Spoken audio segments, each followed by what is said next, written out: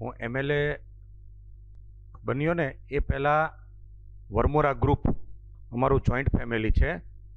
એટલે વરમોરા ગ્રુપ અમે ટાઇલ્સ મોરબી ભારતનું 92% સિરામિક અમે મોરબીથી પ્રોડ્યુસ કરી છે. ભારતમાં જો કોઈ fastest cluster role model cluster હોય ને તો એ અમારું મોરબી છે.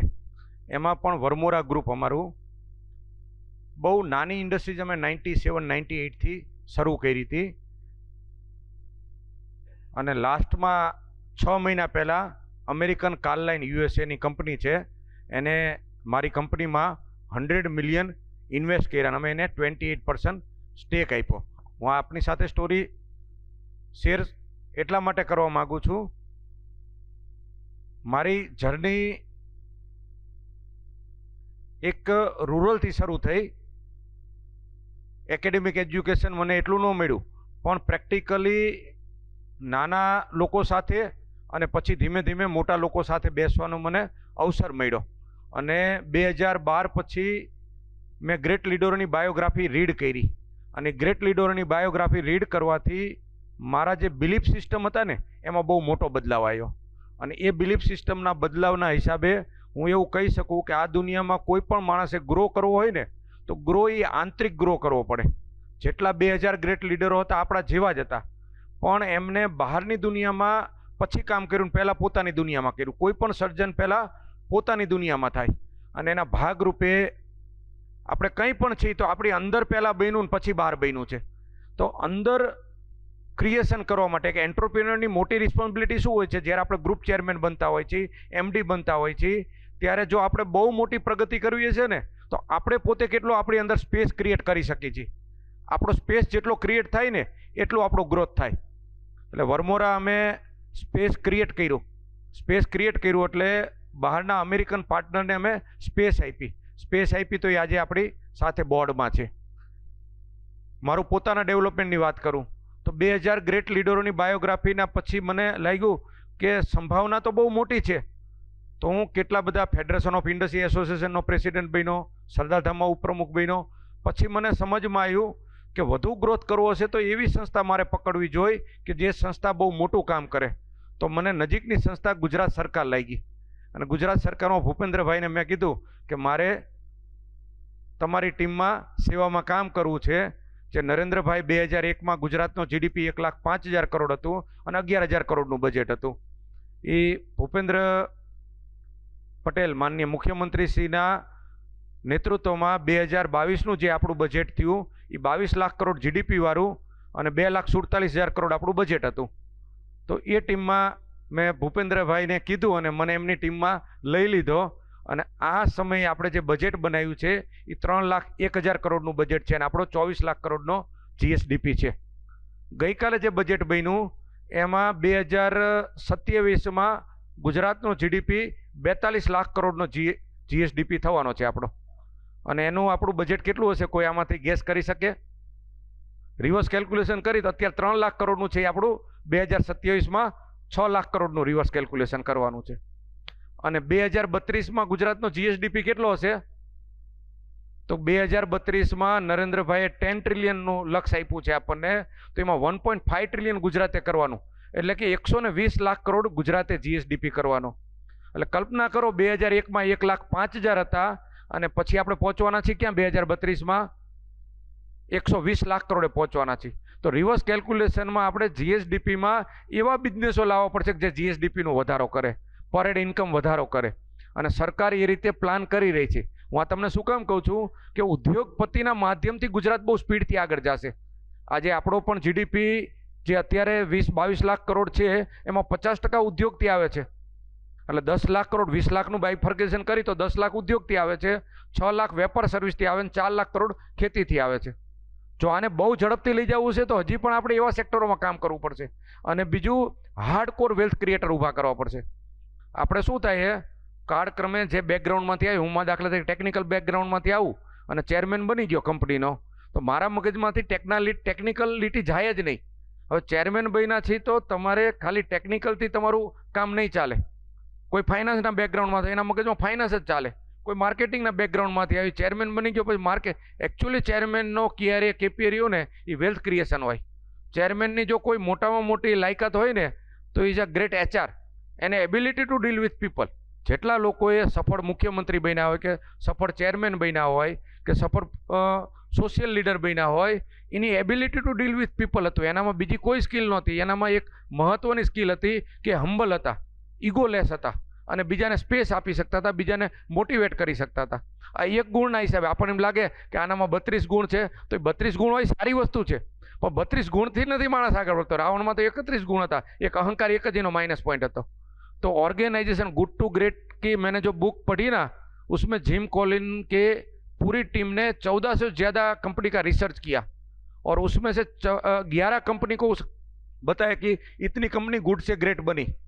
तो ग्रेट कंपनी का कॉमन जो कंक्लूजन ये था कि जो 11 कंपनी ग्रेट बनी ना, उसका जो सीईओ था ना, वो हम्बल था. वो लेवल 5 लीडर बोलता है. तो लेवल 5 लीडर मतलब ईगोलेस. आप जितना ईगोलेस होगे ना, उतना आपका ग्रो होगा, जितना. और ईगो क्या होता है, नोइंगली अननोइंगली हम जहाँ पे सफल होते हैं ना, तो छोटा मोटा ईगो अपने में ऊपर हावी हो जाता है. तो उसको एक अगर रिवर्स कैलकुलेशन हम निकाल के करें ना, तो फ्री हो जाएगी और ग्रोथ विथ हैप्पीनेस हो जाएंगे. और ये मैंने प्रैक्टिकल किया है, और प्रैक्टिकल किया वो आपके साथ मैं शेयर कर रहा हूँ. ये जो जितने भी ग्रेट लीडर है, वो बायोग्राफी क्यों लिख के जाते हैं, उसको 50 साल में जो तकलीफें हुई है ना, और उसका जो सॉल्यूशन वो अपने को दे दे. पर नोइंगली अननोइंगली युधिष्ठिर को यक्ष प्रश्न पूछा, यक्ष ने पूछा कि what is funny things in this world, कि लोग किसी के अनुभव से सीखते ही नहीं. जब तक खुद को अनुभव नहीं होता ना, तब किसी और से अनुभव से आदमी सीखता नहीं है. तो वाइस आदमी वो है, किसी और के अनुभव से सीख लेना, वो वाइस आदमी है. जीवन बहुत छोटा है, अगर हम सब कुछ अनुभव करने जाएंगे तो पूरा जीवन अनुभव में ही चला जाएगा. तो किसी और का अनुभव को हम अगर जी ले तो अपना काम है बहुत फास्ट हो जाए. और मेरा भी यहाँ शेयरिंग करने का मतलब क्या है, तो यहाँ पे जो यंग एंटरप्रेन्योर है, उसको मैं कहूँ कि आप ग्लोबल लीडर को रीड करें, और आप बिलीफ सिस्टम में ये मान के चले कि आप ग्लोबल लीडर है. गुजरात से आप निकले हुए पृथ्वी को दिशा देने वाले एक बहुत बड़े एंटरप्रेन्योर है. और गुजरात वो एंटरप्रेन्योर की धरती है. गुजरात या तो महापुरुषों की जन्मभूमि रही या कर्मभूमि रही. और अगर पूरे विश्व को सुखी होना है, तो गुजराती एक ही ऐसी धरती है जो आध्यात्मिक और आर्थिक पाटनगर दोनों को मिला के काम करेगी. अंग्रेज भी एक समय पे पूरी पृथ्वी पे छा गए थे, पर डिवाइड एंड रूल की बात करते थे. एंटरप्रेन्योर के माध्यम से पूरी पृथ्वी पे छा गए थे, पर उसकी भावना सीमित थी, इसलिए वो 100-200 साल में खत्म हो गए. पर गुजराती का सदी नहीं होगी, गुजराती का क्या होगा, पूरा युग होगा. और उसमें भी हमें जो ग्रेट लीडर मिले हैं 2001 में, नरेंद्र भाई, 21वीं सदी वो गुजरात की सदी है. ये युग गुजरात का है, गुजरातियों का है. नरेंद्र भाई ने 2001 21वीं सदी में शुरू में ही उसने दुनिया को एक संकेत दे दिया. 20वीं सदी में गांधी जी और वल्लभ भाई ने लीड ली थी, तो पूरे भारत को दिशा दी. नरेंद्र भाई ने 21वीं सदी में गुजरात से लीड ली, पूरे विश्व को दिशा देने की लीड ली.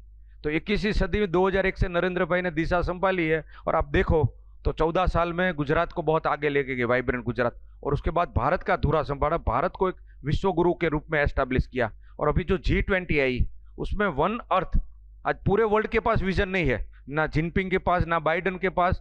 एक अपने ऐसे एकलौते एक ही अपने प्रधानमंत्री के पास पूरे दुनिया को कहाँ लेके जाना है वो विजन हो ना, तो अपने माननीय वड़ा प्रधान जी के पास है. और हम सब भाग्यशाली है कि उसकी टीम में, उसके नेतृत्व में हमें काम करने को मिला. मेरा कहने का मतलब है कि अगले 10 साल अपना फ्यूचर बहुत स्ट्रांग है. हमें इतना साहस करना है, इतना साहस करना है. और एंटरप्रेन्योर कोई साहस नहीं करता है, कैलकुलेशन होता है. एक मुझे कोई बोलते कि उद्योग साहसिक, मैं बोलता साहसिक तो हम जब फार्मर थे ना तब साहसिक थे.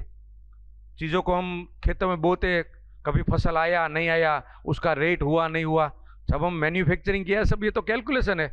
माटी से टाइल्स वैल्यू एडिशन ही होती है. और उसमें भी फैशन इंडस्ट्रीज करो तो 20 रुपये की टाइल्स 200 रुपये में बिकती है.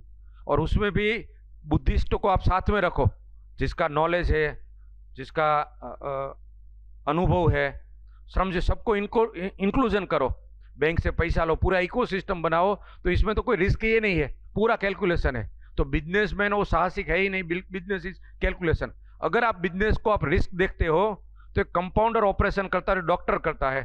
तो कंपाउंडर ऑपरेशन करता है तो रिस्क है कि उसका रिएक्शन क्या हो उसको पता नहीं, पर डॉक्टर को तो पता है इसका क्या होने वाला. अगर हमको रिस्क लगता है तो कहीं ना कहीं अपने बिजनेस का कॉन्फिडेंस में कमी है या इकोसिस्टम में कमी है। हम इकोसिस्टम को बनाएंगे तो लेस एफर्ट पे मोर फन और एक्सपोनेंशियल ग्रोथ होगा। और बिजनेसमैन का दायित्व है वेल्थ क्रिएशन, उसका KRA KPA wealth create for nation, wealth create for world, wealth create for ecosystem, wealth create for family. तो बिजनेसमैन का KRA KPA होता है वेल्थ क्रिएशन।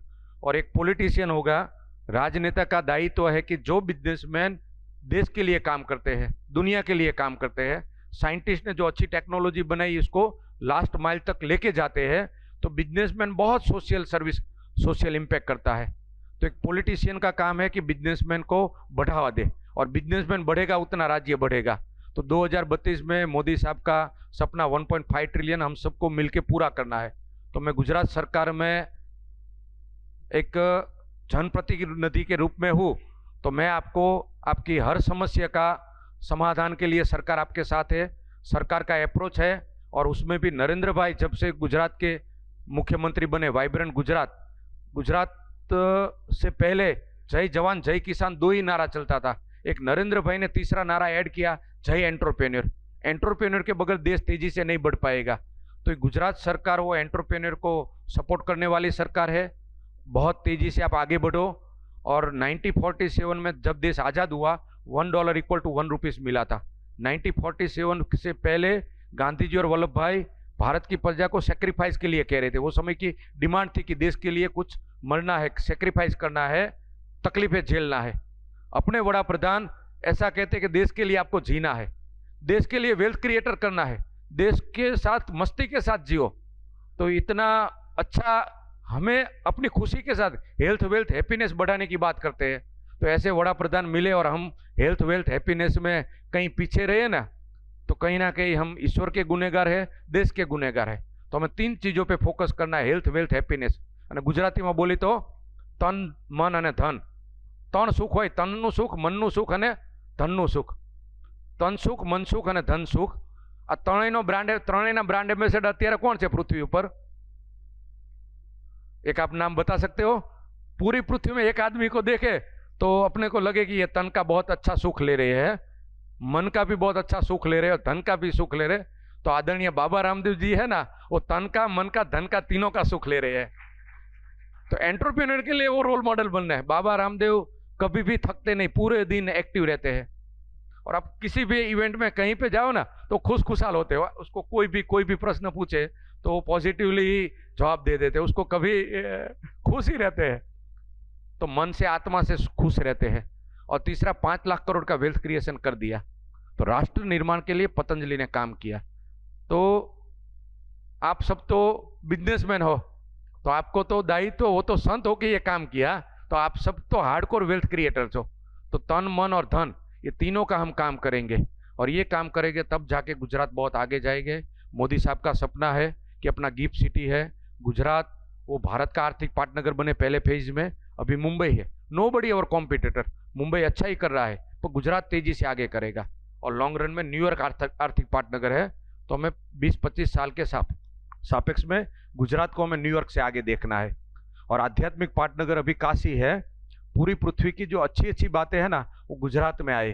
गुजरात की सद्भावना, गुजरात का भाईचारा, और गुजराती माइग्रेट बहुत जल्दी हो पाएंगे। गुजरात एंटरप्रेन्योर के माध्यम से पूरी पृथ्वी पे छा जाएगी। गुजरात मतलब कोई सीमित सोच नहीं है।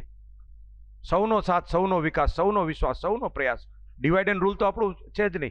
અને આ ફ્લોમાં કામ કરશું તો મોદી સાહેબના સપનાનું ગુજરાત, મોદી સાહેબના સપનાનું ભારત અને મોદી સાહેબના સપનાનું વિશ્વ બનશે।